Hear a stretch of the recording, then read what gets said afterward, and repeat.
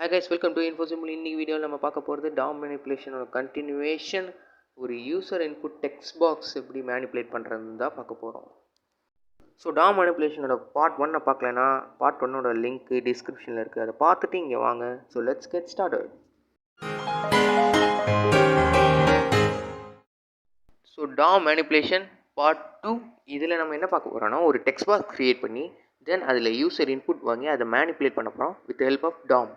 So first ஒரு input text box எப்படி create பண்ணுறதுனா HTML டேக் நம்ம ஏற்கனவே யூஸ் பண்ணியிருக்கோம். HTML டியூட்டோரியல் பார்த்து உங்களுக்கு தெரியும், பார்க்கறதுனா லிங்க் இருக்குது. ஸோ இன்புட் டேக் அப்படின்னு ஒன்று இருக்குது.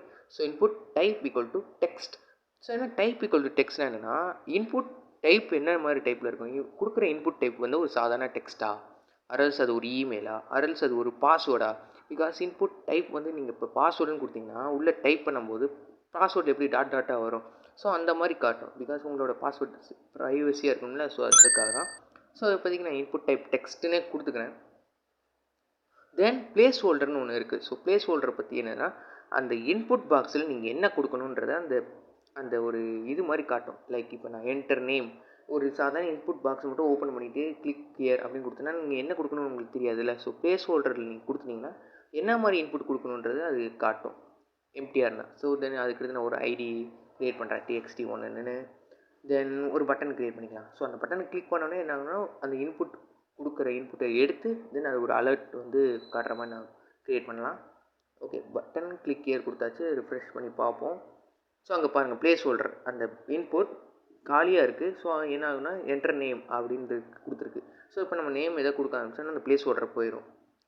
இதுக்கு தான் பிளேஸ் ஹோல்டர் யூஸ் ஆகுது. நீங்கள் இந்த பல இதில் லாகின் ரெஜிஸ்ட்ரேஷன் ஃபார்ம்லாம் க்ரியேட் பண்ணும்போது தெரியும்.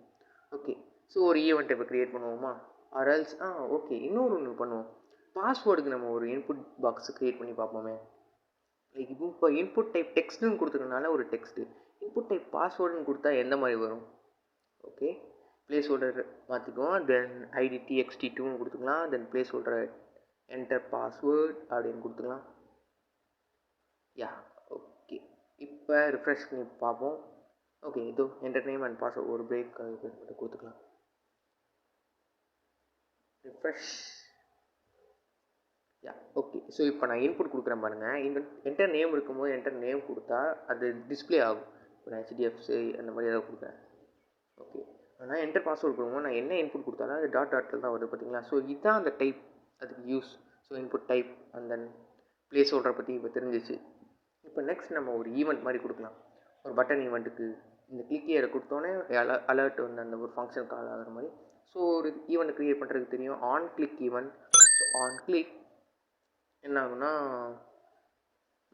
ஒரு ஃபங்க்ஷன் கால் ஆகும், F11 அப்படின்னு ஒரு ஃபங்க்ஷன் கால் ஆகிற மாதிரி வச்சிடலாம்.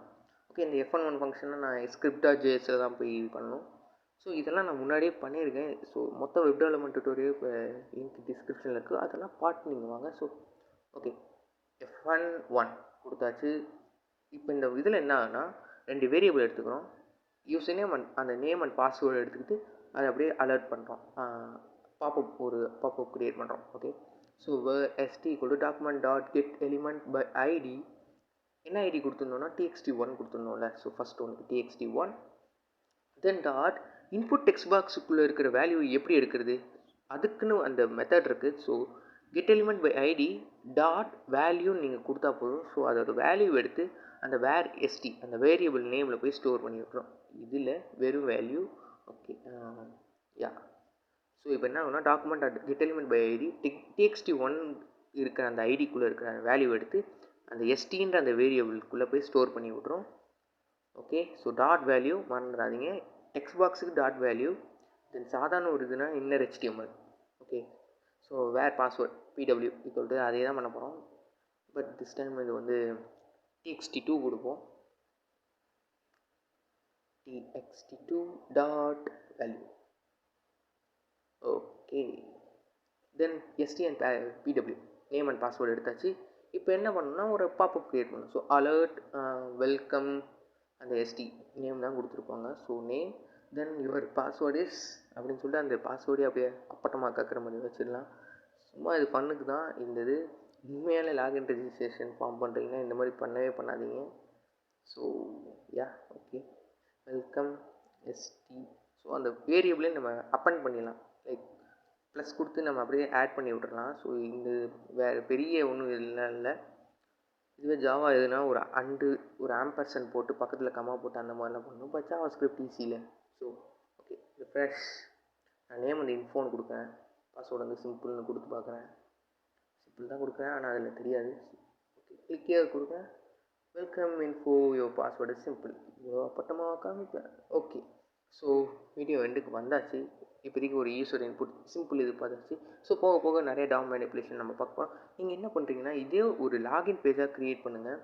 வித் ஒரு நிறைய ஸ்டைல் க்ரியேட் பண்ணி தென் ஒரு இஃப் எலிமெண்ட்லாம் போட்டு யூசர் நேம் பாஸ்வேர்டு கரெக்டாக இருந்தால் நெக்ஸ்ட் பேஜுக்கு போகிற மாதிரிலாம் நீங்கள் ட்ரை பண்ணி பாருங்கள். க்ரியேட் பண்ணி பாருங்கள் டாம் மேனிப்புலேஷன் வச்சு. ஸோ நெக்ஸ்ட் வீடியோவில் பார்ப்போம்.